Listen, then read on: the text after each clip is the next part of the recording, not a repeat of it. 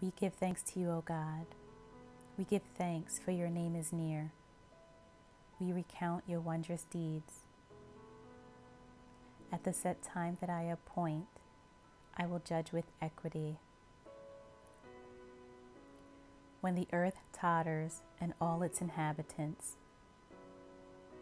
it is I who keep steady its pillars.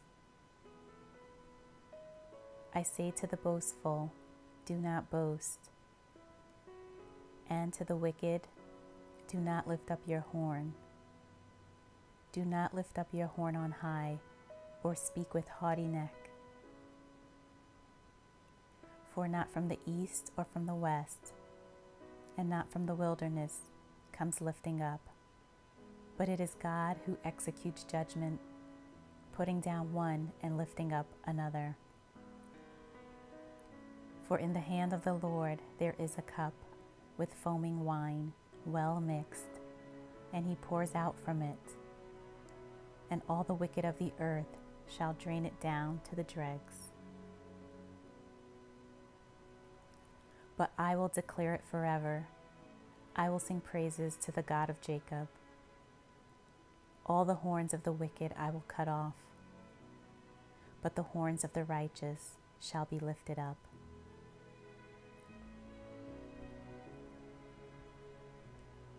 Psalm 76.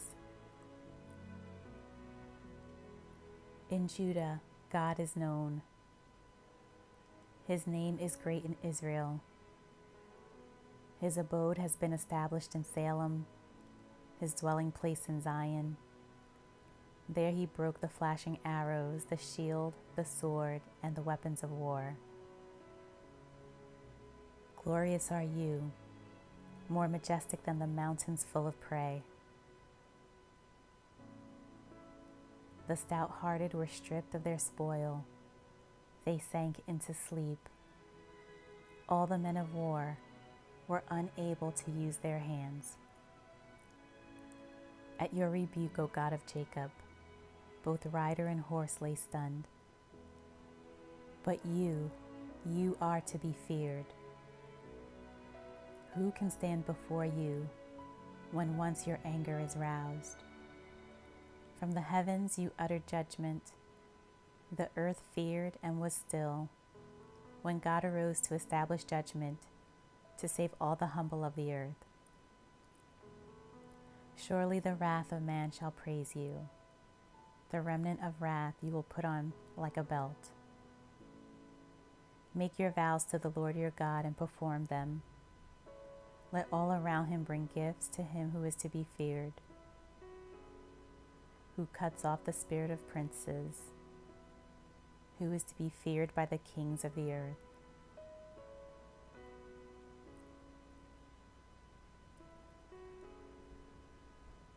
Psalm 77.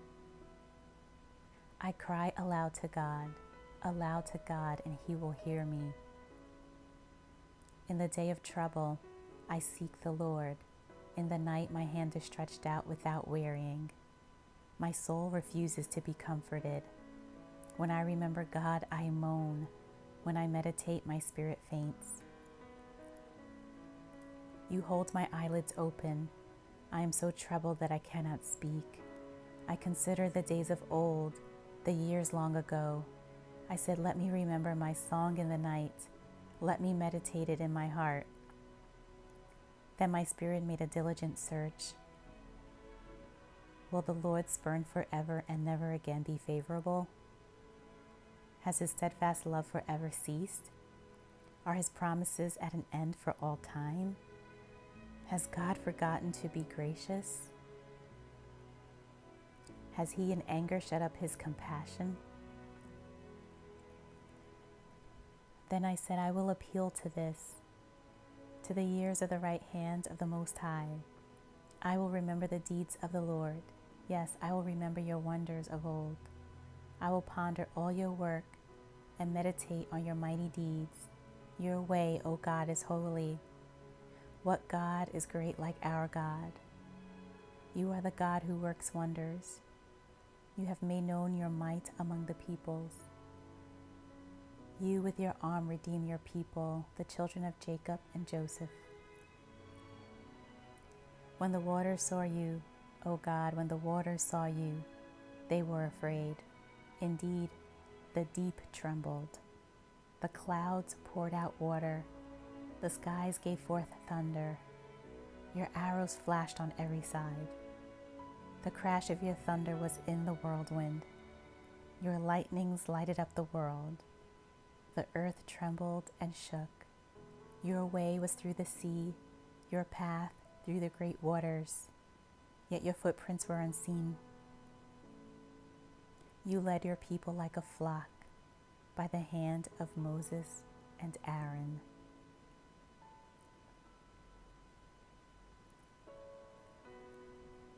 Psalm 78. Give ear, O my people, to my teaching. Incline your ears to the word of my mouth. I will open my mouth in a parable. I will utter dark sayings from of old, things that we have heard and known, that our fathers have told us. We will not hide them from their children, but tell to the coming generation the glorious deeds of the Lord and his might, and the wonders that he has done.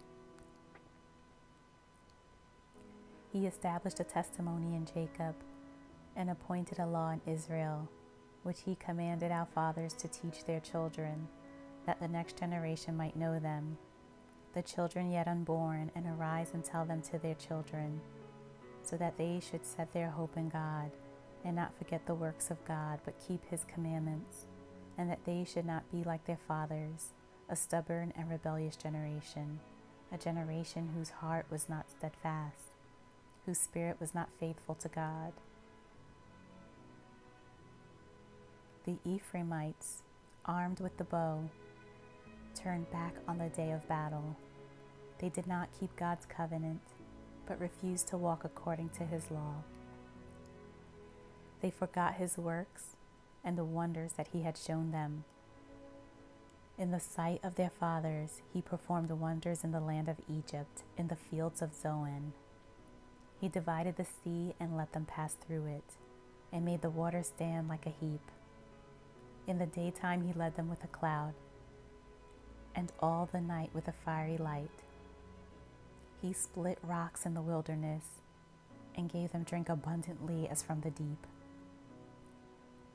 He made streams come out of the rock, and caused the waters to flow down like rivers.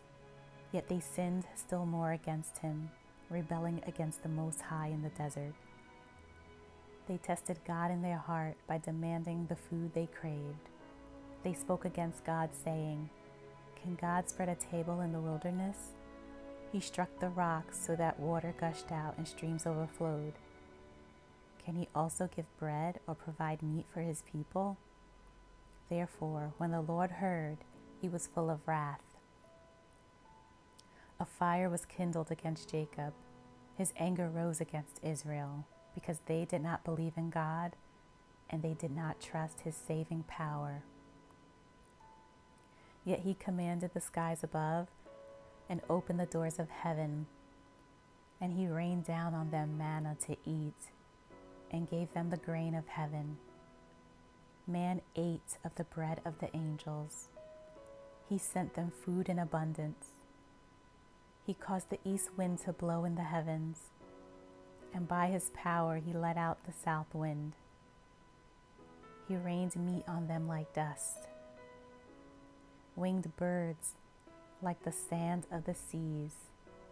He let them fall in the midst of their camp, all around their dwellings, and they ate and were well filled, for he gave them what they craved. But before they had satisfied their craving, while the food was still in their mouths, the anger of God rose against them, and he killed the strongest of them and laid low the young men of Israel. In spite of all this, they still sinned. Despite his wonders, they did not believe. So he made their days vanish like a breath, and their years in terror. When he killed them, they sought him. They repented and sought God earnestly. They remembered that God was their rock, the Most High God, their Redeemer. But they flattered him with their mouths. They lied to him with their tongues. Their heart was not steadfast toward him. They were not faithful to his covenant. Yet he, being compassionate, atoned for their iniquity and did not destroy them. He restrained his anger often and did not stir up all his wrath. He remembered that they were but flesh, a wind that passes and comes not again. They rebelled against him in the wilderness and grieved him in the desert. They tested God again and again and provoked the Holy One of Israel. They did not remember his power or the day when he redeemed them from the foe, when he performed his signs in Egypt and his marvels in the field of Zoan. He turned their rivers to blood so that they could not drink of their streams. He sent among them swarms of flies, which devoured them, and frogs which destroyed them. He gave their crops to the destroying locusts, and the fruit of their labor to the locust. He destroyed their vines with hail, and their sycamores with frost. He gave over their cattle to the hail, and their flocks to the thunderbolts. He let loose on them his burning anger, wrath, indignation, and distress, a company of destroying angels. He made a path for his anger. He did not spare them from death, but gave their lives over to the plague. He struck down every firstborn in Egypt, the first fruits of their strength in the tents of Ham. Then he led out his people like sheep and guided them in the wilderness like a flock. He led them in safety so that they were not afraid, but the sea overwhelmed their enemies, and he brought them to his holy land, to the mountain which his right hand had won. He drove out nations before them. He apportioned them for possession and settled the tribes of Israel in their tents. Yet they tested and rebelled against the Most High God, and did not keep his testimonies, but turned away and acted treacherously like their fathers. They twisted like a deceitful bow, for they provoked him to anger with their high places. They moved him to jealousy with their idols. When God heard, he was full of wrath, and he utterly rejected Israel. He forsook his dwelling at Shiloh, the tent where he dwelt among mankind, and delivered his power to captivity, his glory to the hand of the foe. He gave his people over to the sword. He vented his wrath on his heritage. Fire devoured their young men, and their young women had no marriage song. Their priests fell by the sword, and their widows made no lamentation. Then the Lord awoke as from sleep, like a strong man shouting because of wine, and he put his adversaries to rout. He put them to everlasting shame. He rejected the tent of Joseph. He did not choose the tribe of Ephraim, but he chose the tribe of Judah, Mount Zion, which he loves. He built his sanctuary like the high heavens, like the earth, which he has founded forever. He chose David his servant and took him from the sheepfolds, from following the nursing ewes. He brought him to shepherd Jacob, his people, Israel, his inheritance. With upright heart, he shepherded them and guided them with his skillful hand.